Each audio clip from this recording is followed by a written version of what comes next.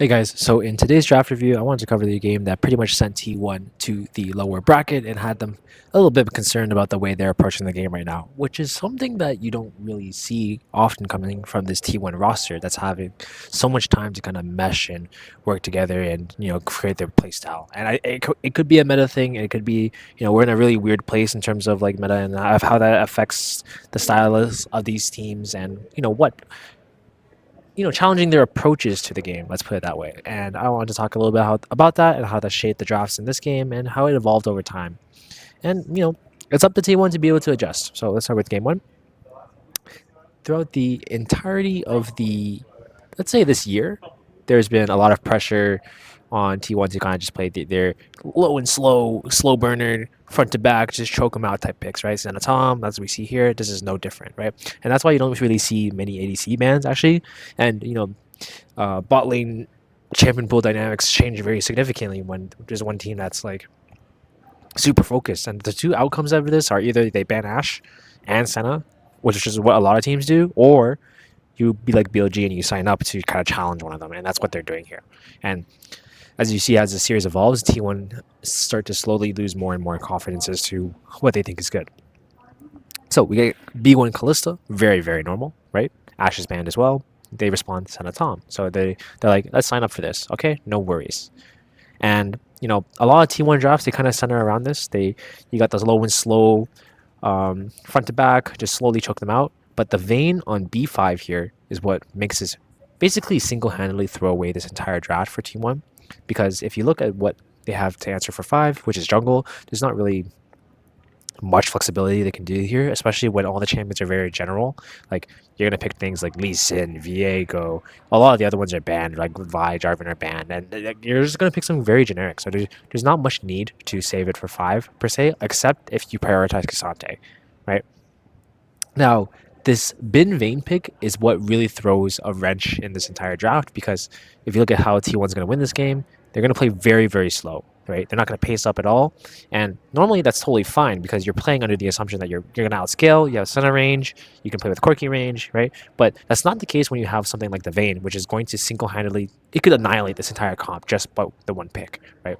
So T1 were clearly not ready for it, and they weren't drafting around this potential weakness because it's such an off angle and it was so late in the draft. So understandably, this would be a really hard one to play out. Like, I don't even need to show you much gameplay because you already know it's just going to be very painful based on the champion identities and how they kind of match up. So game 2, T1 kind of learned their lesson. Let's put it that way. The draft is very similar. Main adjustments: they push up the Taliyah priority to give less resources for BLG to kind of play a very high tempo early game. And number 2, they move top to R5. And, as a result, BLG also picked the Cassante on 3. They're kind of like, yeah, T1's not going to let this through again, right? And, they don't think Senna's a problem, and they adjust accordingly. And I would consider this a much better draft because they plug that hole, let's say, right? Now, BLG are the ones that, they're kind of using their Kalista Renata priority, and then kind of pacing down a little bit compared to what T1's doing. And now T1, have all the cards in their hand. Much better top matchup. Mid has so much more priority to play through and enable the jungler and then help transition everybody. And the team fight is just so much easier when you don't have the looming threat of a 1v9 Vayne in the works. Game 3, let's take a look. There we go. Speaking call. So first, Lucian is champion, a crazy powerful mid game. They have the ability to swap their Lucian Nami towards mid and then put Taliyah inside. It's already setting up to look scary.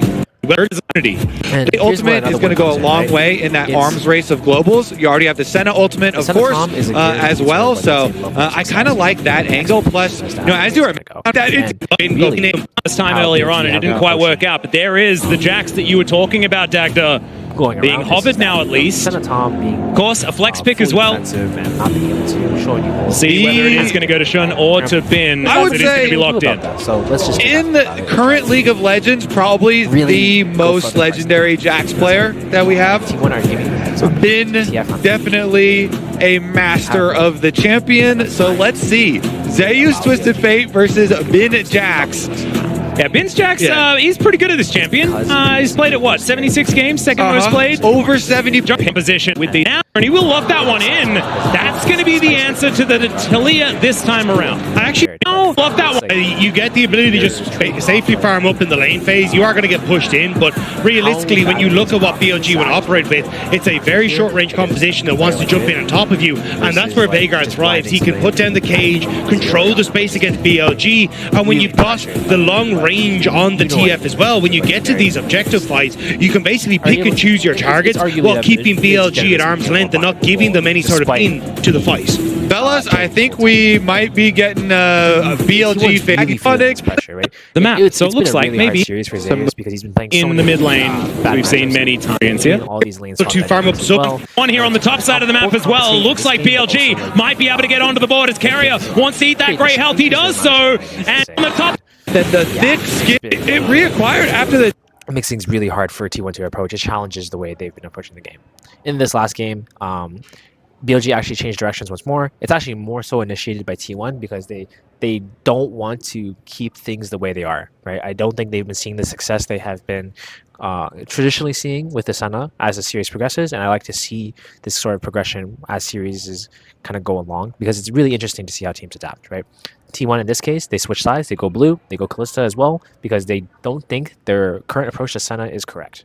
So they go Kalista Renata and then go for a more let's say normal draft. What the difference with how BLG approaches the center lane is that they give a lot of tempo and a lot of areas to the other parts of the map where, you know, it's a safe constant. So let's put a lot of pressure on the other side of the map where we can really kind of take the lead that we're given here and really send it across, right? They're even willing to self counterpick a little bit, soft counterpick with the Cassante into the Zac because they really want to enable Shen here on this Dudley, right?